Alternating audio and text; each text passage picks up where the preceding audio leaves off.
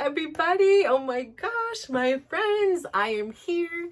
And like, it has taken me so long to start today for the simple fact of like, I feel like I'm talked out. I'm like, is this possible? Have I reached the end of the line? Have I finished my book? Have I done all these things? Like, I don't know what the heck to even talk about today. I was like, so it'll probably be very short because I literally am talked out. Like, I am uninspired or something. I don't know what the dealio is. I mean, it's been a good day. Like, a completely, probably in the scheme of life, forgettable day, but like, it was a good day. Like, I got up and like, I did realize that like, even though like I've been trying to set my alarm earlier for the my meditation, like sometimes it just means like, oh, I had more time, so I ended up like being in the shower longer or doing these other things. So I'm like, okay, here's some room for improvement. And like I went and had like an amazing workout, and it was like this one lady who like has been just recently going to the over the last couple months is when I've like noticed her coming to the gym, because she's just this bundle of energy. She is so much fun. She's like hooting and hollering in the class, like, but it just brings this like fun energy. Like, why are we so dang serious? We are here to work out. We are dancing. We are shaking our boots. Hays, like, have fun about it. And like, when somebody's just having fun like that, I'm like, heck yeah, like I am love in that energy. So she has just this amazing energy, and she's always got some kind of swag. She's got her own little style. It's always fun. Like, and I've noticed her, like, I know, a couple weeks ago, I noticed she had this cute water bottle. Then I noticed she had it again, a different color the next time, and then a different one today. And I'm like, okay, I just want to make sure, like, where did you get this thing? And it ends up being, of course, it's this Tomo water bottle, and she's like an influencer for it. So she was like, went on and actually told me all these details I didn't know, like, about them, and like how great they are, because they like help bring clean water to like every water bottle helps bring clean water to a family or something. And I was like, yes and yes. Now, like, even more so, like, okay, it's not just me being a diva, and like I love sparkle. Like, as you can see, like my watch has sparkle. I have sparkle here and sparkle here, and it was like for so long, like I always had all these kind of like blingy things, and I just something about it. I like had it around my license plate cover. Like back in the day, I literally spent probably, this is why I would like never, like my daughter's like, oh, you probably could bling it out. I had one time sat there and bought like a solid clear case and did the bling on, I have it, I'll show it to you. I think I saved it because it was literally so many man hours. I don't even have a phone that it would fit in, but I was like, I will not. I bought like Swarovski crystal ones, so they were like pretty and iridescent, and I got like so many compliments on it. It was heavy as heck, like it could have been a weapon. But like I loved like when the sun would hit it and it would sparkle. Like it was just like, it literally brought me pure joy. And I don't know what it is. Like I think it's like from my grandma. My grandma always loved sparkle. I mean, she loved diamonds. Like, so she like had a really cool, interesting life. Like she was born in Mongolia. She was raised in China. Her dad was a like very wealthy fur trader. Her mom obviously had her whole family massacred, but she still retained some of their wealth. But I think that whole experience, like I never got the details of why the mom wasn't really active in the three kids' lives. I'm assuming the details of like, oh yeah, by the way, your family, parents, mom, and brothers, like were all murdered. Like I'm sure that messes with a brain a little bit. And they didn't, we didn't have, I don't think they had back then, like, a therapist to go to or, anything. So like no judgment whatsoever. I just know the facts that she wasn't there. But like they had so many, they would play with diamonds and rubies and they would just literally go outside and play with them. Like just loose stones like this. And my grandma, like to this day is like, oh my gosh, they would literally, she's like, we would just bury them in the ground. Like they were like rocks or whatever. Like, oh, let's play hide the diamonds, hide the rubies. I'm like, are you serious? Like, somebody is very grateful for, their, pastime of just burying precious stones. Or perhaps they're still out there and you know what, go in China and go find these. So anyways, like she always loved like the sparkle, and her favorite song was Marilyn Monroe's "Diamonds Are a Girl's Best Friend." She always had huge diamonds. She didn't have her ears pierced. Her belief was, she said, if the God wanted the holes in the ears, he would have put them in there. And so when I got my ears pierced at 13, she was just I can't even look at you with those things. And so for a long time, like, I didn't even wear them around her. I was like, listen, I'm not going to irritate her, like her soul or whatever. Like, she'd be like, you could just put on the clip-ons or whatever. And the clip-ons hurt. Like, they would like leave impressions. Like, I'm like, and they were like always like, they weren't like cute clip-ons. All my friends over here had the cute hoops. And so I had these grandma brooch like clip-ons. I said, no, thank you. So she just liked the holes in my ears. But I'm sure she got over it at some point. It's not that deep. But I kept it to the one, like certain points in my life, I'm like, I'm going to get double pierced listen, I didn't know exactly. And I remember at one time I like when nose piercings and stuff like that became popular, I was like, oh, maybe I'll get my nose pierced. And I'm like, listen, my nose is big enough. I am not going to put jewelry to bring more attention to, this big thing that's, taking up half of my face as it is. So no, I'm skipping on that one. But, so I think her influence, like I remember we traveled a lot, and she had this one jacket, and like there's not a lot of things like I could be like, oh, I really wanted this, or I could have got, like, obviously this was from my grandma, and then it went to my uncle, and now it's with me. And like I say, eventually it's gonna go to one of my kids if they have any kind of like desire for Buddha over here. And if not, it's gonna end up in a donation or garage sale or something like that. Like, it's just temporarily here with me. But there is one thing, like, I'm really, really sad that like I didn't inherit. Like, I just don't even know what happened to it. I think it literally just got like donated one day. I don't think anybody ended up with it. But it was this coat she had, and it wasn't even one of her mink furs or anything like that. I know I would never even wear that, but this one coat, and I have photos of her in it, so it's like, it's the second best thing. But it was like black and like just sequins or something. It picked up the light, and it just, the way it was manufactured was so beautiful. It was stunning. It did not keep you warm whatsoever. Like, I remember we went to New York, and like I was 13, I think, or just about to be 13. And like, I had always wanted to go to New York. And so I go, and my uncle had been the like general manager for like high-end 5-star hotels. And so like I got to experience some like incredible hotels. And I think I was saying this before, like my cousin was literally like the sweet life of Zach and Cody. Like, he ran those hotels. He was like the housekeeping was like his second parents, and like he was always causing trouble, like scaling the buildings 18 stories high. I mean, you name it, that kid was doing it. No fear whatsoever. He was sassy to his parents, and they would just take it. My grandma gets so mad because she is like, what the hell is wrong with them? You sit here and talking to them and pointing the finger like he's the boss, he's the kid over here. And so she's like, he's spoiled, but they would have these things. So we were in New York, and we went out to go, I think it was like to the Russian tea house, honestly. And we were like, I was like chilling, and my grandma's like, oh, you'll never bring your coat. I swear you do this on purpose. And I was like, I just forget. And I would always forget my coat. And then she'd end up like going and buying me a new jacket or a hoodie, because she just couldn't take seeing me standing there like shivering. And I was like, I mean, yeah, it wasn't intentional, but I mean, it is kind of working out to my benefit. But so this one evening, she gave me her coat.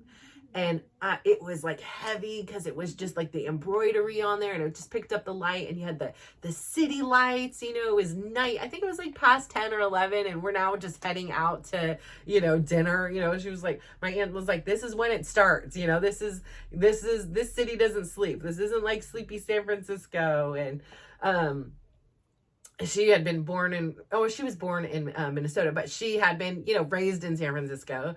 So, Yeah, so anyways, she puts on this coat, and I felt like if I could describe anything, it was literally like, you know, of slipping on the, the lovely shoes like as Cinderella. I just felt like an absolute princess. I mean, everybody on the corners were like, well, walking down the street, not the corners, but there's like everybody walking down the street, not everybody, but like a lot of people were like, oh my gosh, I love that coat. Oh my gosh. Like every time you move, it's just sparkling. And I don't know, I just felt so like beautiful. And I think like I never really felt that, like, even though it wasn't like they were complimenting me personally, they were loving this jacket. Like it just made me feel really special. And I felt like so loved that my grandma wanted to share, this jacket with me. And she had it for many, many years after that. And it was just such a beautiful coat. And so I think from that and from her influence, I just love all the sparkle. And so that's why, like, these water bottles are like obsessive, I think. So anyways, it turns out like this lady that's my friend now, that like, I mean, we don't, like in the gym, like I haven't like, we haven't gone to lunch. We're not anything, but like, she's a friend in the class. Like, hey, you ready to dance? Like, she's just a fun bundle of energy. And I love a good vibe. And she was like, I was like, I love that she had today. She had a beautiful gold one. And I was like, wow, I'm not necessarily usually a gold girl, but that was so beautiful. It was so, I don't know. It's just a water bottle. I know, I get it. Like, but I am like obsessed. Like, it's so beautiful. And she was like, oh yeah, I have like a collection. I'm like, okay, which one are we wearing here? Which one am I bringing today? And I was like, yeah, I've seen you before. You had like a kind of a tealish blue. She's like, yeah, that one matched my leggings. And I'm like, oh, this lady is living her best life. Like, oh my God, you have a whole plethora of beautiful water bottles to like accessorize with your leggings. Like, I love you. Like, whatever, she says this all the time, like whatever it takes to get you in the gym, like whatever it takes to get you here, that's, and she just got a great vibe. So I am so excited to or not meet, but continue to learn more about her, because she is just a hoot. I love her. I just love the vibe. Like, I am such a feeler, an energy, like a vibe person. Like, it just means so much to me. So yeah, I mean, I just love Tuesday morning. Like, it's like you're walking into a class and everybody's like, you're almost like that Cheers, like everybody knows your name, like, and I'm not saying everybody knows my name, but it's like, everybody's so welcoming. It's like, hey, hi, oh, there's a spot here, and I just think like that's like this whole new community I've now become a part of, is just so special. Like, I just didn't know like that existed. And it's like, it's no drama. I mean, there's like occasional, like, hurt feelings. Most of the drama I'm out of. So, there was some drama during Christmas, and thankfully I'm just over here doing my thing, and I wasn't a part of it. I did hear about it and, listen to a couple people, but other than that, like, I didn't spread it about it. I didn't, like, it was like in one ear, out the other. Like, you want to vent about it. Like, I'm not going to pass judgment. This has nothing to do with me. And, like, the truth of the matter is, at the end of the day, the lady who's starting the drama, she was simply hurt. I mean, like, my analysis, I'm not a therapist, but she was hurt. She wasn't invited to something. And instead of just being honest and saying, hey, I'm really hurt, like, or, hey, I heard you guys are having dinner again. We did this last year. Would it be okay if I joined too? Like, instead of like kind of having an unhealthy response and being like, you guys can't go, and, telling the teacher not to go, and telling the students not to go, and telling their friends, and creating this whole thing, and, taking back the money for his gift. Like, it got really petty. Canceling the reservation.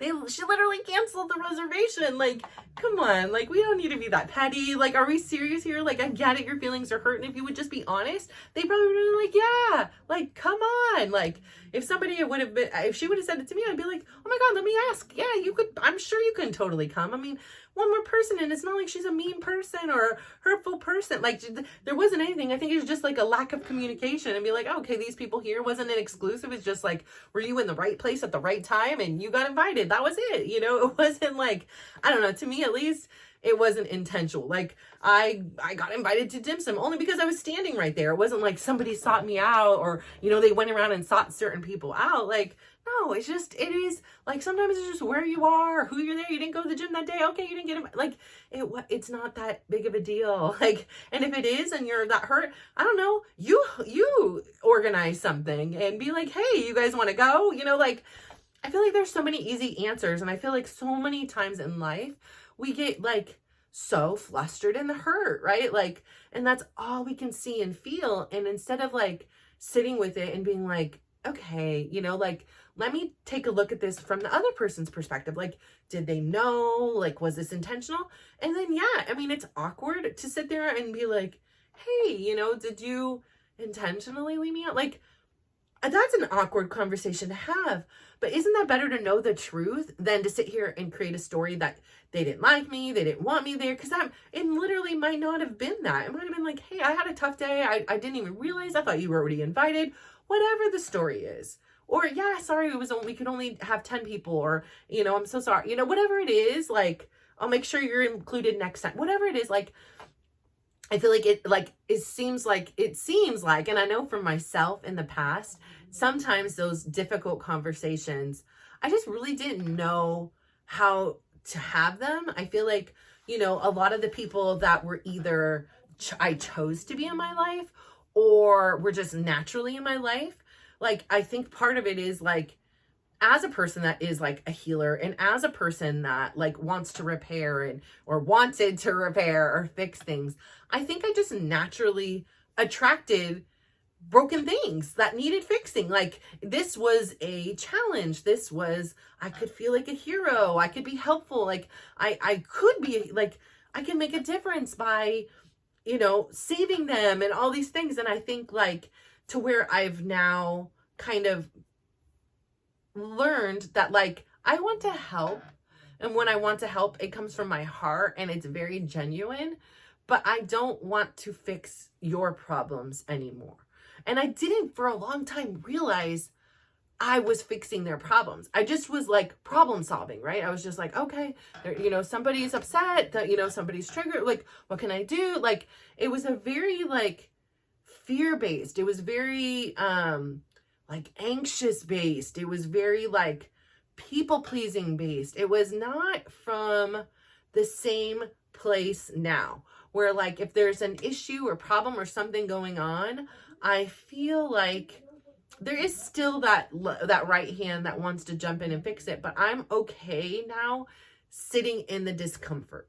And I'm okay seeing people I really care about and even people I don't know like hurting. And it's not that I want to see them hurting, but I know that that's part of their process. It's not mine to like take it away and like try to, because even if I try, like maybe it's temporary. Maybe in that one time I appeased them and I, made them laugh and I fixed it or whatever it is. I came in with my resourcefulness and was able to repair the problem, whatever it is. I'm not speaking of something specific, but like, I think that, for so long, like these acts of that they really were based out of love. They are based out of care, but they were just also based on a part of it that would like take me out of pain. Like, I wasn't in pain if somebody else wasn't in pain. Like, because I gave up so much of my own identity and my own things, like my pleasure was completely derived on everybody else's happiness. And that seems so noble and it seems so generous and kind, but it's just not sustainable. It's not realistic. It's really unfair to yourself. Like, I'm so proud of my kids. Like, today I got to talk to each one of my kids individually. Like, I got to hear different things about their lives. I got to witness them get out of their comfort zone, do things like, how like you always like, it's so easy sometimes to sit here and be like, oh, well, that's easy. Just do this. Like, okay, you want to go play on this team? Contact them. Like, it seems so easy, right? Like, you want to go work for this company? Contact them. Like, go and do something in that direction. Like, they're not going to know you even exist if you've never reached out to them or had a communication with them. Like, do what you can, right? And so, like, oftentimes, like, we have our own reasons why we're like, oh no, we can't do this. Like, I don't know who to, like, we have all these excuses tied up to it. And I was like, and I've been for months now, like telling one of my sons, or suggesting, whatever, however you want to say it, like, hey, in this situation, this is what I would do. Like, and it's hypothetical, because I'm not saying that every time I'm going to do it. Because like I said, they'll call me out and they'll be like, okay, then what are you creating, Mom? Like, what content are you doing? Or, like and on occasion, like they'll say those things and I'm like, I'm working on it. It's in process, like it is a process and I'm getting there, and, I'm working towards that goal. And so now, like, I've talked to one of my kids and asked them, because she already knew that this is what I was doing, and I've received her permission today to, I said, I'm not sitting here just talking about you or whatever. And she's like, well, as long as you're telling the truth, like, you're not like saying false information about me. Like, I'm part of your story. And so, yeah, go ahead, go for it. And I was like, okay. Cause I was like, I just want to be respectful. Like, this is also your privacy, right? Like, if I'm opening up my life, that's my choice, but that doesn't mean, my kids want to be a part of this, putting yourself out there and be vulnerable. I understand I've done a lot of work to get to where I am, and I understand that people can be mean, and I get that. And I know people, that's their thing. And I'm just hoping that I attract the energy I'm giving and the intentions that I have. And I just hope that anybody who doesn't like me, I'm okay with that. Just change the channel. Like, just push stop. Like, that's all. That's my only thing. Like, my voice is nasally, whatever it could be. Like, I get it. There's nothing you can say to me again that I have never said to myself. And so I think that's why I'm okay with where I am now, because I've overcome those things. And yeah, we all have moments where we're in doubt and things like that. But I just don't have the mind space for it anymore. It's just like, it is what it is. I can't force anybody to like me. I don't want to force anybody to like me. Like,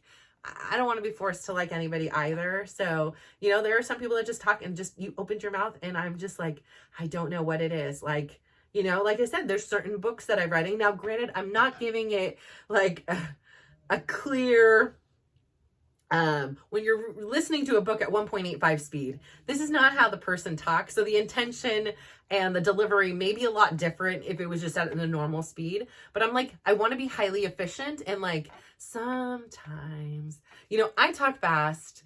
I enjoy like being able to consume more. Like, I can handle it. And if there's like a point I really want, I back it up 10 seconds, back it up 10 seconds. And sometimes I'll have to listen to it like 2, 3, 4 times to be like, okay, now I'm getting what they're saying. Like, I really want to focus on this. Or I've, like screenshot it on my phone if I'm driving to be like, okay, I want to go back to this. And like, that was something good there. And so, I just love it. So I finished another book. I think that puts me at 8 for the year already. So I don't think I'm going to have any trouble whatsoever hitting that 24 for 24 goal. I'll probably hit it pretty soon. I've just, reserved a few more books. But I just think like it's also really cool because like my uncle used to talk about, he was the one who introduced me to the concept of like synchronicity. And so, he would always, he would say like, he would refer to it as like, he would play with the universe. Like, and I was like, what are you talking about? Like, you're playing with the universe, and he was like, yeah, like, put these things out there. So like, I'll put something out there. Like, I put out the Tomo, right? And then now suddenly I meet a lady who is literally an influencer for them. And she was like, yes, like, I'll get you one. I'm not going to take her up on that offer. Like, I'll go get my own or whatever. But like, it's just crazy, right? Like, it's just a small world. Like, I've never seen beyond now 2 people have these water bottles like in real life. And like, I'm like, it's just interesting to me. So it's like synchronicity at work. I really just feel like that is. And it's like, I love when it's like a little example like this. I love that. Something else just happened just recently. And I was like, see, you literally just say it and it comes to you. And it was something very silly. It was like somebody wanting, I think a meal or somebody wanting something. And it was like something that wasn't said or was set. I don't, I'll try to remember. It might come to me. And I was like, see, like that is synchronicity at work. Like it is so true. Like, and so like, if it works for a water bottle, if it works for like little things, why wouldn't it? Like, why isn't it's probably universal. Like, I'm going to put it out there for these things. So that's why I think, like, you know, with the vision board, because it just kind of like puts it out there, like defines what it is I want. Because like sometimes I'm all over the map. Like I haven't sat down and defined what I want. I mean, it doesn't know what to bring to me, right? Like, so I don't know what to like, what am I striving for? So yeah, like I feel like you need to put a clock, because like my productivity, it's like I'm being productive, and like I have to remind myself I'm doing so many things in a day. But there's some days I'm like, I just don't feel like I did anything. Like I feel like I didn't accomplish anything. So I really need to be like, that's why I have to verbalize it and like be like, no, you've done it. Like, let me list the ways how you know, all the things that you've done. It's just I have such high expectations for myself. And there's so many things I'm excited about doing and want to do. And I like feel like the crunch of life sometimes. So I'm hoping, like last night I was a little in bed a little bit sooner and I was up early. So like no issues there, but I did freaking take a nap.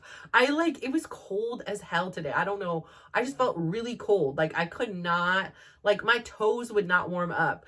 And so after I had lunch, I just like came up and I was like, the sun was just shining on this little part of my bed, and I didn't have long. It was like 2:45 and I needed to pick up my son from school anyways. Like, so I was like, I just am going to lay down just for a few minutes. And I'll set my alarm for 3:00.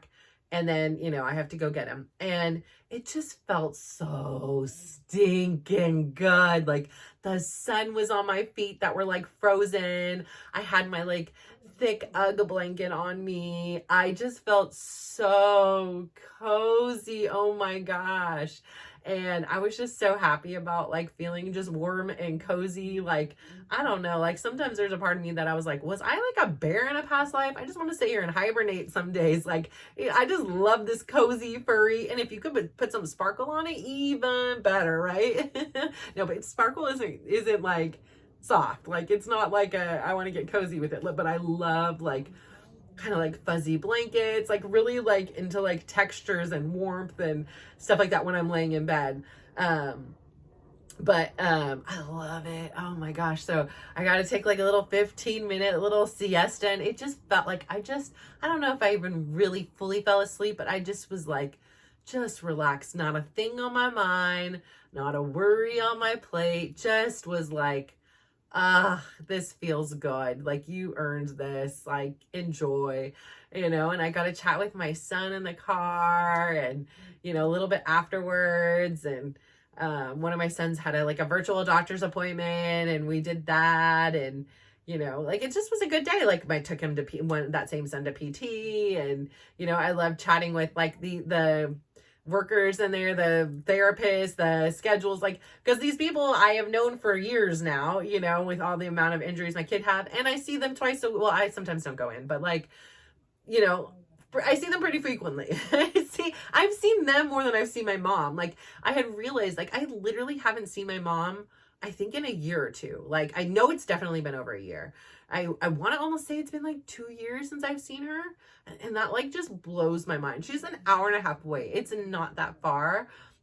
She has like car problems, and she's getting older, and, you know, the drive, and she's got the 3 dogs, and, you know, like, yeah, it's easy to be like, just come to us, right? Like, I'll pay for the gas, whatever it is. But like, I understand that like it's a toll on her.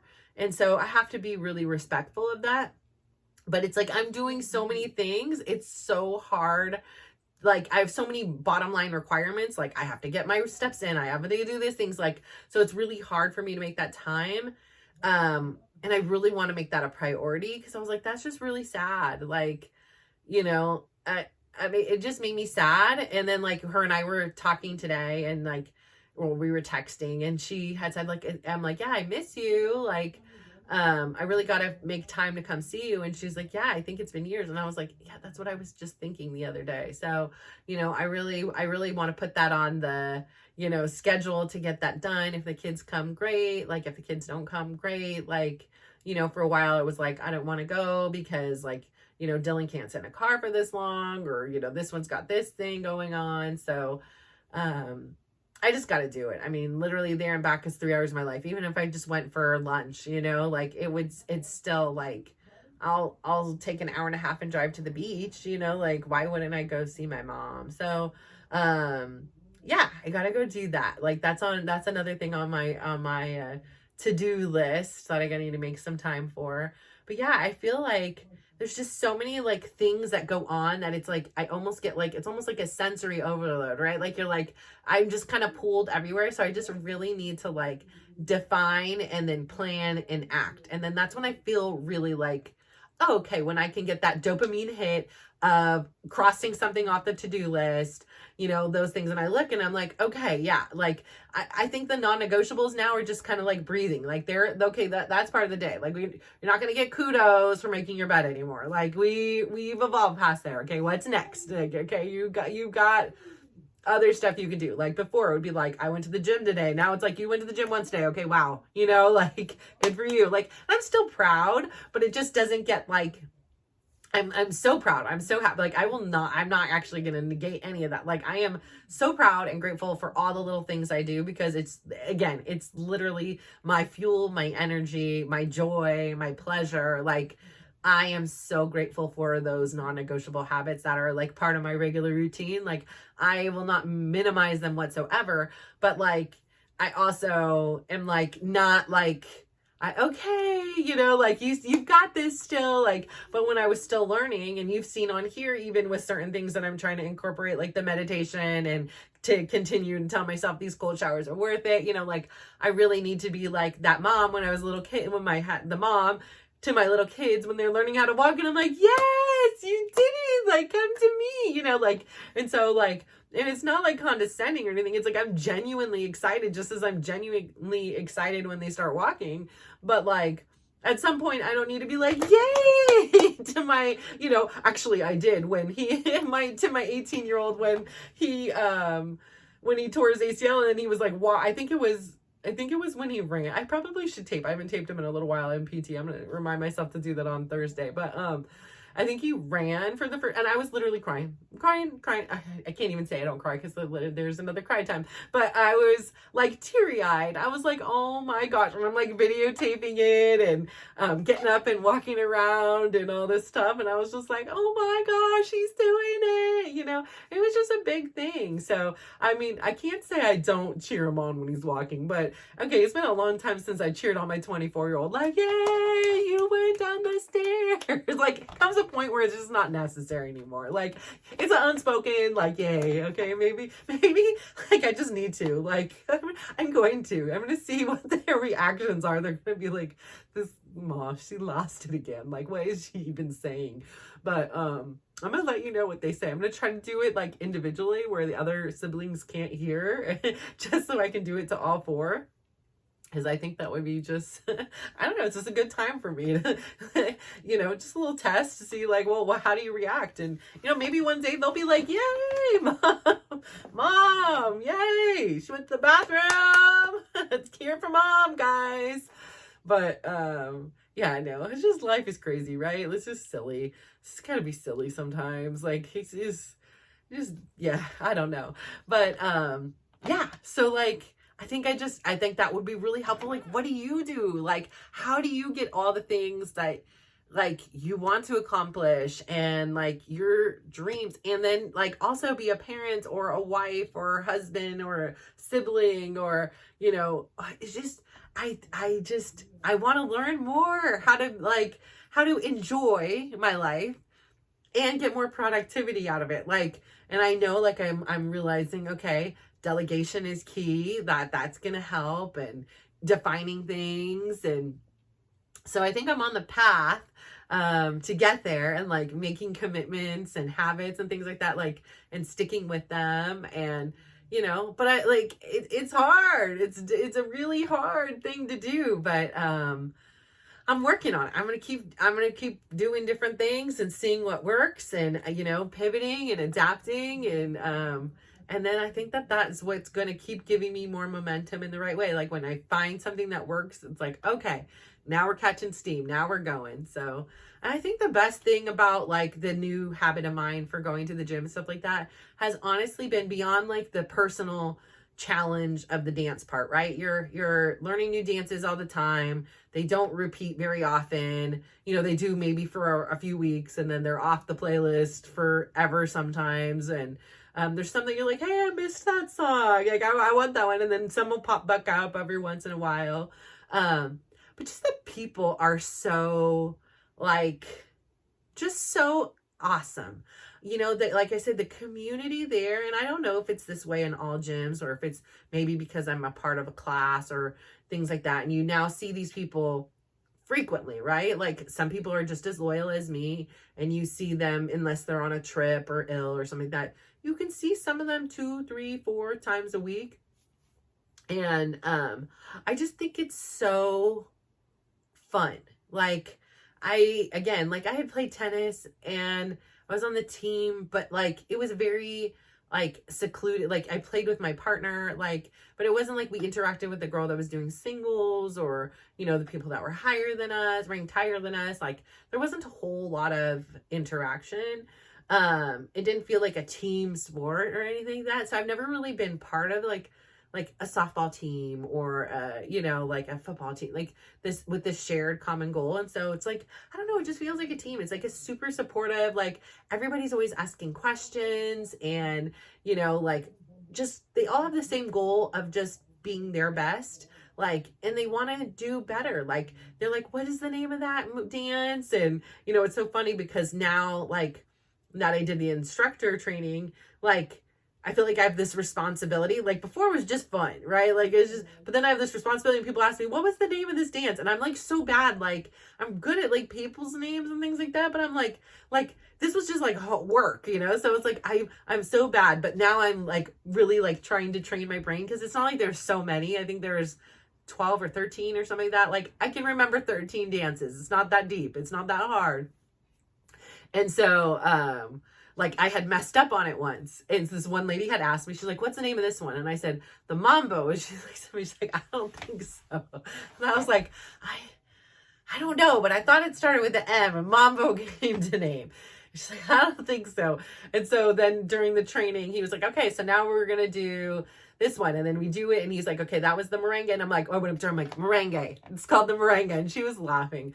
So she ends up coming up to me again and she's like, what was the name of this one? The one that we go, you know, 8. And I was like, and in my mind, like I wanted to say Mambo again. And I was like, merengue. And she was like, yes, you know, so just so like, it is so much fun. And then after class, like 3 ladies, you know, we were like, how do we do this? Like, you know, how do we do these moves? Like, we were like, okay, this, and then, you know, they're sitting there trying to show like how they're doing. It's just fun. Like, it's just fun. There's no grade at the end of the day. There's no, you know, judge sitting out there like peeking in on us and grading us. We're not getting a report card at the end of the quarter here. Like, we're just here all just wanting to do our best. And most people are really nice. Most people in there are very supportive. And I love that. And I think if there was any other energy, it just wouldn't, even though I love the instructor and the thing, like if there was like cattiness or pettiness, I just like, it is so like far gone from like what I can accept or take in, just because I like absorb people's energies and stuff like that. Like, I probably would not participate in that class or whatever. Like, but the fact that everybody is so nice and so inclusive and, you know, like so complimentary of everyone else. Like, it's just, I sometimes will just go in and sometimes I talk to people, but other times, like sometimes I just stretch and I just watch the other groups of people talk. Sometimes it's in different languages. I don't even know what they're saying. It doesn't even matter, but you can read their expressions and their hand gestures and, you know, the things you can see people's face light up. Like, oh, I wonder if they just gave her a compliment and, you know, they're pointing to her skirt or, you know, so it's just so fun to just watch people and observe them in their natural habitats, right? Like people are kind and good. And I love that part of it. You know, like one lady today, like she's usually very bubbly and upbeat. And she looked very off And I was just like, are you okay? And she's like, no, my stomach hurts. I, sometimes get this diverticulitis. And I know that that's pretty painful because it's something that Chris has experienced. Like, he just had it recently. And I was like, you probably should go to the doctor. The last time you were having this thing, you had this diverticulitis. And he was like, no, I didn't. I'm like, I don't remember that. And I'm like, well, I do. I remember. I have a very good memory. Like, listen to me. Go to, take care of yourself. Go to the doctors. And eventually he went to the doctor, and sure enough, he had the diverticulitis or whatever. So I don't even know if I'm saying it right. So this poor thing, she had, her stomach was hurting, and I was just like, I hope you feel better. She's always so nice. And like, she even invited me to this because I was like, oh, that looked fun. It was like, I was like, you were in my town, and because she's in Milpitas, but she was like in Pleasanton for some kind of like Zumba kind of like thing. And so she ended up sending me a thing. It's like in September. And she was like, come. And so I might go to this function thing with her too. But so nice. Like, she's so sweet. Actually, the first time we met was kind of funny. Like, I was doing the classes. I'd seen her in there, whatever, but we just never really had talked. If we walk by each other, I'd say hi or whatever. She just was in a different area of where I was. So it was just like by locale who you kind of chat with. And some people will bump around the class and go anywhere. Some people are very loyal to their spots. I'm guilty. I'm pretty loyal to, because I like my spot. I like where I am. I get it. It's probably what I do too. And other people, like I said, they are loyal to their spot. So it's like, you can kind of like be like, oh yeah, we know this person's going to be here or there or whatever. And so I'm in the parking lot. I am driving a rental car, and we decline the rental insurance, of course. And she starts backing up, and I thought she's going to back up into the car. And so I honk at her, and she like kind of like, like this. And then I was just like, I don't really care. Like, I don't want the spot. I park in the back of the gym. So I'm not even tripping on that. Like, take the spot, just don't hit the car. I don't have the rental insurance. I don't have the insurance. And so, she gets in the thing, and then she kind of like looks, to see who I am. And I'm like, oh my gosh, that's so embarrassing. I was like, oh my God, I'm going to sink now that I see that I know this person. And so we get in the gym. And this was like a year and a half ago. It was quite a while ago. Now I would be like, be nice, don't, every time I want to hit that horn, I just think to myself, be nice and don't do it.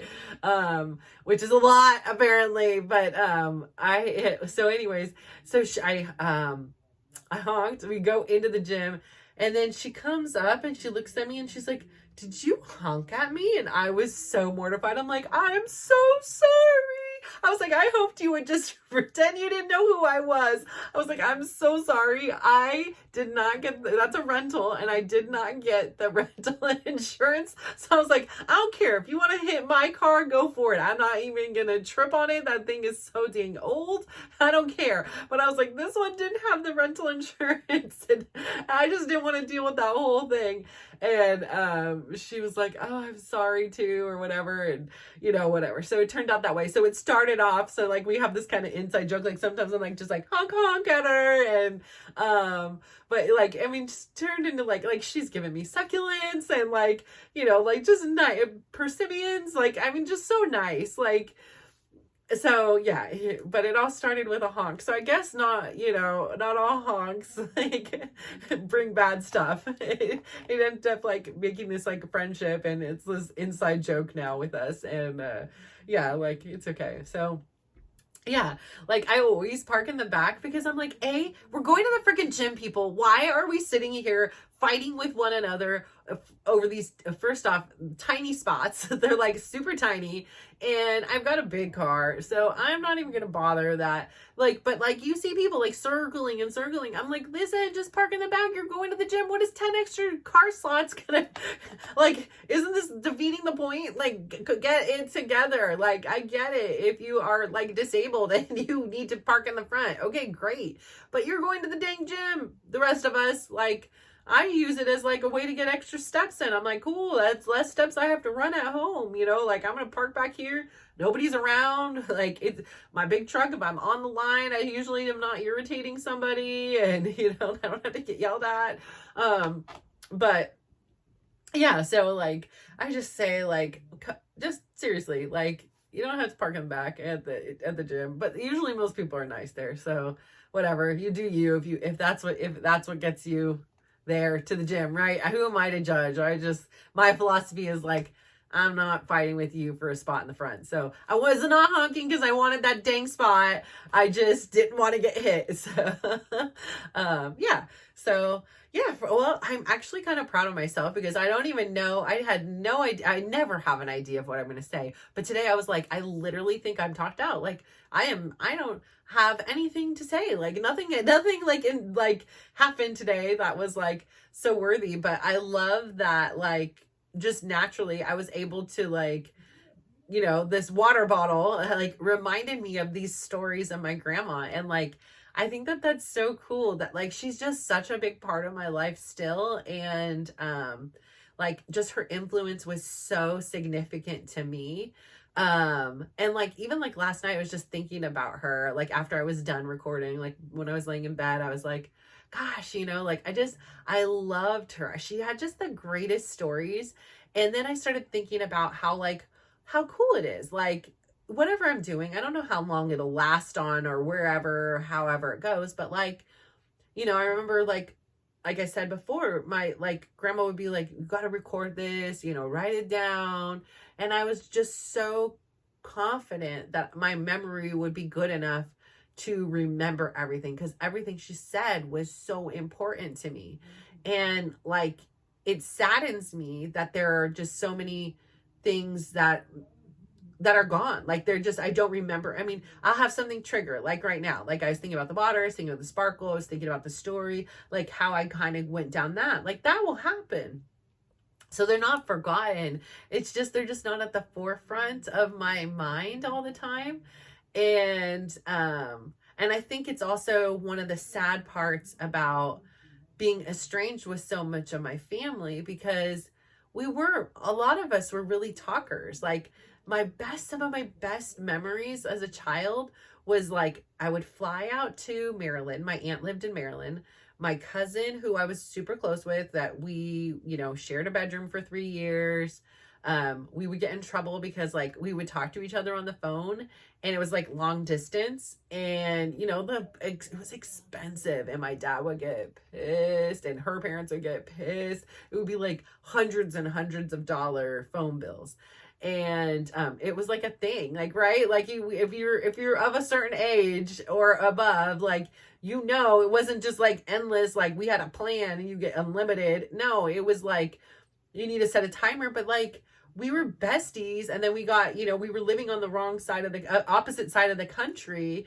And you go from sharing a room with somebody for 3 years and probably being annoyed at some days, but like, it was like a sister. And then she was gone. And first she moved to San Francisco, then she moved to LA, and then they moved to the East Coast. And like for both of us it was really challenging. And it was like nice to have like a friend to talk to that like you could vent about all your friends because it was never going to get back to anyone. Like there wasn't any going to be any drama. It was just non-judgment, like, beyond like, ew, no, don't, that is not a good friend or whatever. Like we would kind of give one another that advice or give one another like boy advice and stuff like that. So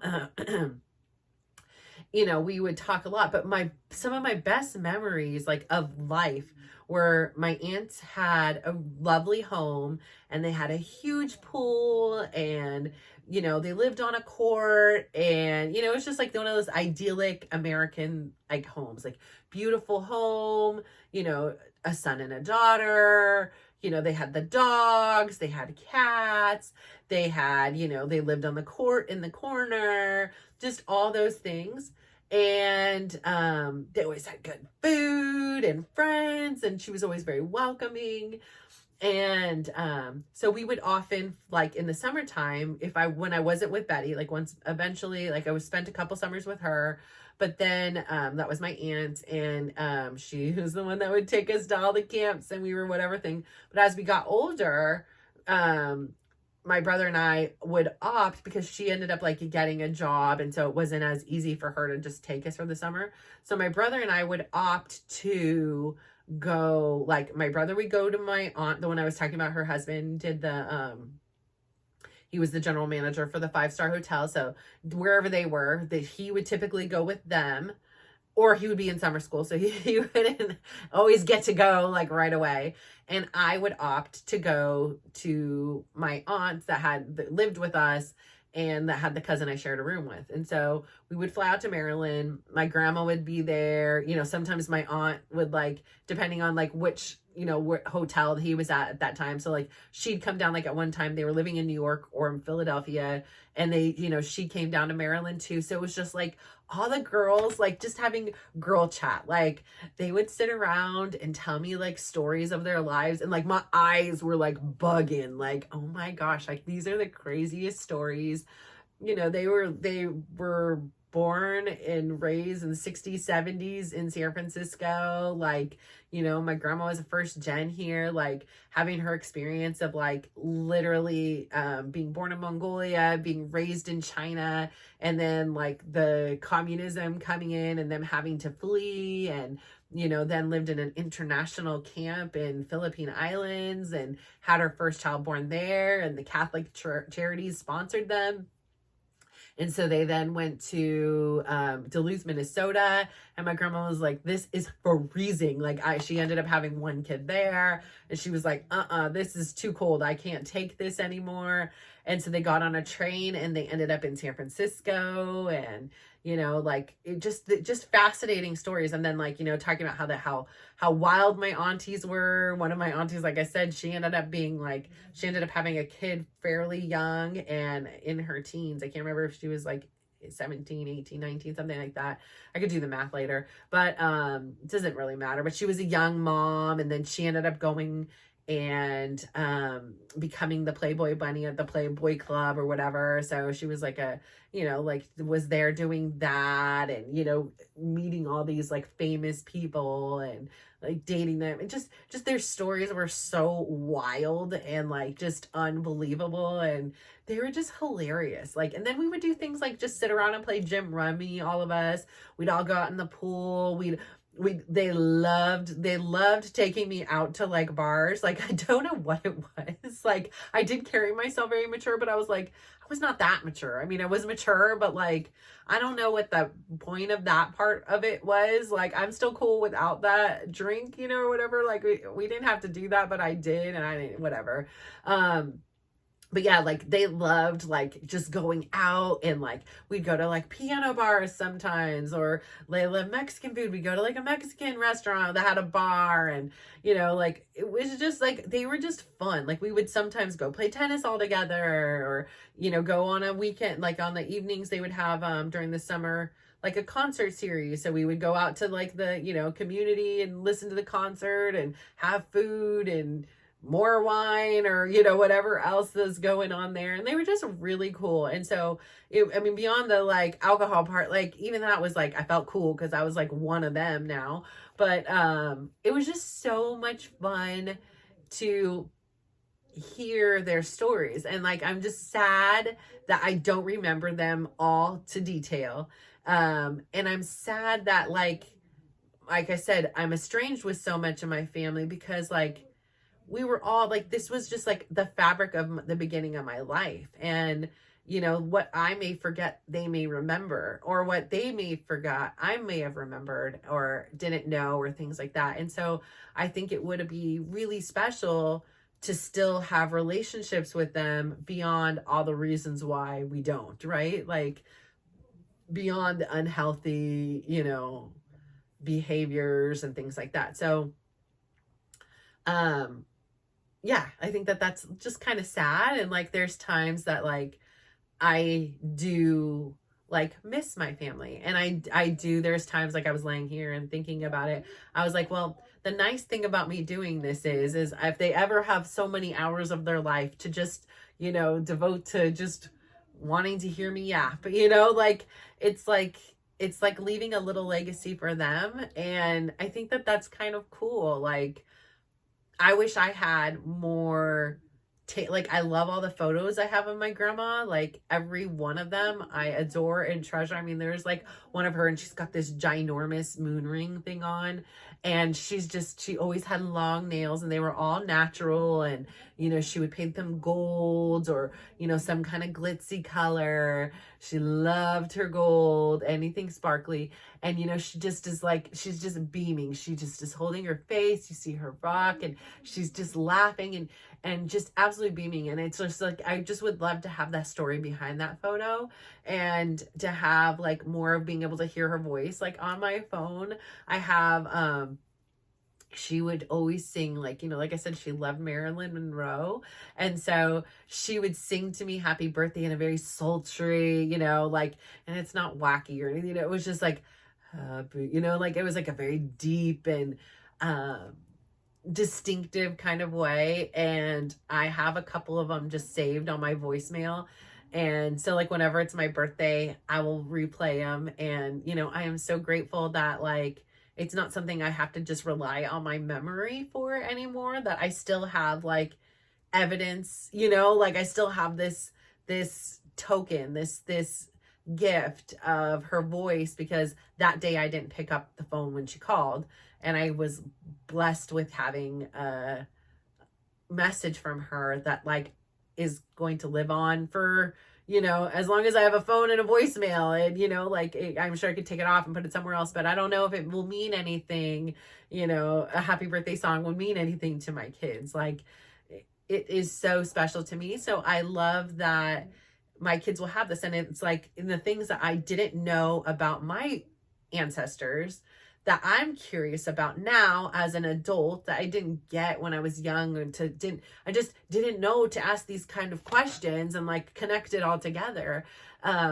Like the people, my descendants, will have this thing to be like, oh, that's who she was. Like that makes sense, and again, this is saying like these platforms even exist then, but like I've tried, like there's something, and I think something is better than nothing. And so, I encourage you too, like, what can you do? Like, you are such an impact on this world. Like, what can you do to share your stories? Like, what can you do to make sure that your descendants, that your friends and loved ones have this ability to be able to hear your life story from your mouth and how it's impacted you, and what you would like other people to learn from it. Like this didn't happen in vain. Like these things happen for a absolute reason. And if the reason isn't only for yourself, like even if that reason is like to better somebody else, well,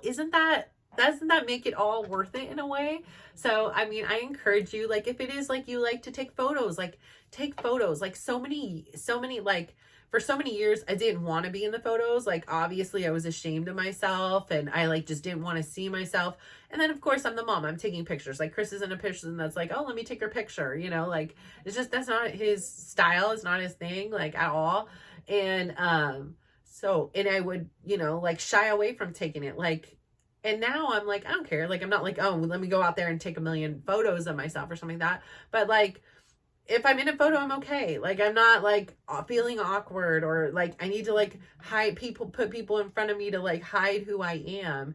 And so, I remember for a little while, I didn't get in any photos. And I had read this article, and the article was about like moms and how they're always the ones that are taking the photos typically. And I know in every family there's a different dynamic. Some, it could be the dad or whatever it is. So whoever this, pertains to, like the point of the story is they said, just get in the photos. Like your kids would rather see a photo of you. Like this is who they see every day as you are anyways, than there to be no trace of your existence. And it was talking about how like her own mom had passed, and she was just trying to find any photos of her, and there was none to be found, and she was just so sad. And so at that point I finally started to try to get into the photos. But again, there just weren't a lot of opportunities or situations in which like that would just naturally happen, like, and I still would like, very self-conscious of the way I looked. And so, that is one of the gifts of now the hard work that I've put in, and, the daily decisions of continuing to make these choices in myself, is that I can be in the photos and not feel ashamed. Like, yeah, there are things I would like to maybe didn't exist, but the truth of the matter is I was 300 pounds for a lot of years. That's gonna have a toll on my body. I'm gonna have skin that hangs. I'm going to have these things, and I can work on it, and maybe eventually those things will, tighten back up and things like that. But I'm also dealing with gravity and age and other things. So I'm realistic in my things. Like, but I look damn good for where I started to now. And I think that that's one of the beauties of it, is like, when I look back at those pictures, like, I mean, some of them, like I said, when I would first start my weight loss journey, like I was like, I pulled down the leggings and, the belly was just hanging out and everything. And I was just like, holy crap, I literally look like, the football players, like the defensive guys that are like blocking, I think the QB, I think that's what they're doing. I don't know, but they're ginormous, right? And that was like me. I was like, holy crap, I think I could go out there and feel whatever this position is. Because I was like, oh my gosh. And I kind of giggle at it now. Like, and I'm glad I took those photos, because I was just like, oh my gosh, and if I sent it to the family, they're like, wow, Mom, thanks, but it keeps me like honest, like, oh my gosh, you have done so much work. Like, it makes me hella proud. Like, wow, like that must have been so hard for you to do that. And I was like, there's this misconception that overweight people are lazy, or it is hard. Like, it is so hard to walk around with 115, 20, 30, whatever, how many 100 plus, even just 150 pounds. It is hard. Should not be any judgment, because you don't know what it's like as a person that has never been overweight like that, to know like how hard it is to get out of bed, how hard it is to get off a sofa, how hard it is to squeeze into a desk, how hard it is to squeeze into a booth at a restaurant. I mean, there are things that you just don't have to consider. And yes, our choices and maybe genetics or DNA like helped contribute to get there. And so, yeah, it's not like, oh, we need to sit here and feel sorry. We're not asking for sympathy, but like, it is hard to go on an airplane. It is hard to do all those things. And I think like there's a part of me, like I was saying, I don't even think I got to finish it. So like one day in the one class, I don't take that often, like I had looked around, and there was like, I was in the back, and there were a couple like, not big, but like, bigger girls, like whatever. And I always got the biggest smile. I'm like, I'm home. Like, these are my people. Like, and I feel like I need to say, like, I am you too. Like, I don't look like you anymore, but I am still you. And I know like how damn hard it is. Cause like, when I was this big, I couldn't even walk in the gym. And even when I was like getting smaller, I had to like scope out the damn gym to come. So I want to be like, hell yeah. Like, I am so proud of you, because I did not have this courage. And like, you inspire me, because I know I've been in both shoes. It's twice as hard for you to get into the gym. At least for me. I can't speak for somebody else, but it was twice as hard for me to get into the gym when I looked that way, as when now I just walk in with like, whatever. I am not tripping on anything. But like, it was harder. Oh, way harder. Every class was so much harder. Every experience was that much harder. I mean, I remember just doing the YouTube dances in the living room. And I just remember like, I would do a move and my arm would just like, the skin would like, it would make this slapping sound every time it hit my body. And it was just like reverberating. And I was just like, oh my gosh. Or like literally my stomach slapping, like it would make sounds. And I was like, oh my gosh, like I am spandexed up here. Why is this making noises? Like, it was just literally like flapping around. And so like, when you come from that place and then you look at this, I'm like, I'm not going to sit here and complain because my waist is not, my waist is small, but like my stomach isn't smaller, or my arms aren't smaller, or my legs have loose skin or cellulite. Like that one with the territory. I made decisions like, people who, whatever decision you make, there are repercussions. And just because I've changed my decisions, the wounds don't always go away. The evidence of who I was and still am and will always be is a part of me. And I'm proud of that. I mean, yeah, I may not walk around in some booty shorts, but God forbid, I probably should not be walking around in booty. I don't have a desire to, thankfully. But like I've got beautiful legs from, the knee down, but up, I mean, they're beautiful to me, and if you didn't know my story, if you knew my story, I think you would be like, wow, but, if you didn't, maybe you would pass some judgment. And if I wanted to wear, shorts or a skirt again, I would do it. I have no problem with that. It's just not a desire right now or where I am. I'm really comfortable, as you can tell, in my leggings and my tank top, and it's my little uniform. It tells me I'm still working. And as soon as I'm done filming or my steps, like it comes off, like it's done. We're done with the work day, and you can go on about other things. And I'll even change out of them. I think this is the third time because I did 2 classes. So I've changed, and I think it might've been 4 because I did some running. So like, yeah, I will change it into different ones. It doesn't matter, like throughout the day. Because I'm not going to sit in the sweaty ones. Like I do have a limit. Like, no, we have enough other ones. So, yeah, like it's just interesting. So like I find, like, I appreciate who I am so much. Like, I find I like to share my story with, like, people that are motivating me and encouraging me. And it may not be the people you would expect. And, like I say, like, some of the people that are in there, like, I know how hard it is for you to come. Like, I know with every pound I lose, the dance becomes that much easier for me. So I know how hard it is for you. So, like, when I'm over here giving all that, like, I know even despite how much I'm giving, you're giving more. And like, I am so proud of you. And like, I am so like in awe of your courageousness and to do these things. Like, it is hard. And I see you and I know you. I know how you feel. And so like, don't ever feel like you are an imposter, you don't belong, or, like, what's the point? Like, I know I've felt all those things, and like, I'm just saying, like, just go and have fun and don't worry about all the other stuff. Like, just be you. And I know, and I see you, like, you are working your buns off, literally. So keep up your own personal good work. And then if you aren't overweight or you don't have any body image issues, awesome for you. Like, I'm so glad because you did the work all along or gotten there. So like, it's just hard sometimes. Like, it's hard to make the right choices, and it's hard to find like what fits and speaks to you.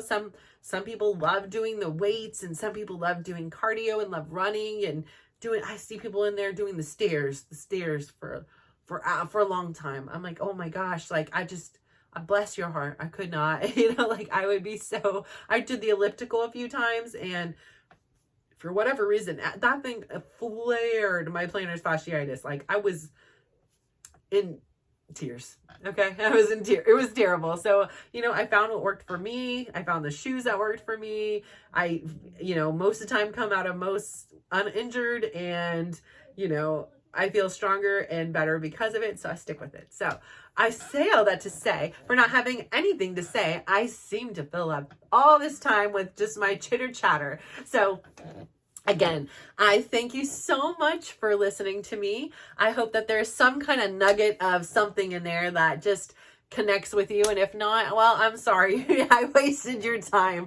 But hey, guess what? I did it for the great grandkids. So, you can't be too mad about it, right? So thank you so much. And I cannot wait to talk to you guys again. And I hope you have a wonderful day, morning, evening, whatever it is. And just be proud of who you are. Like, be proud of where you are today. And if there's things that you would like to change about yourself, then change it. Like, you have that power. Go out there and do it and tell me about it. Like, I want to know what, like, things are you incorporating into your life that are just bringing you joy and happiness. So thank you so much. I can't wait to talk to you. Mwah. Bye.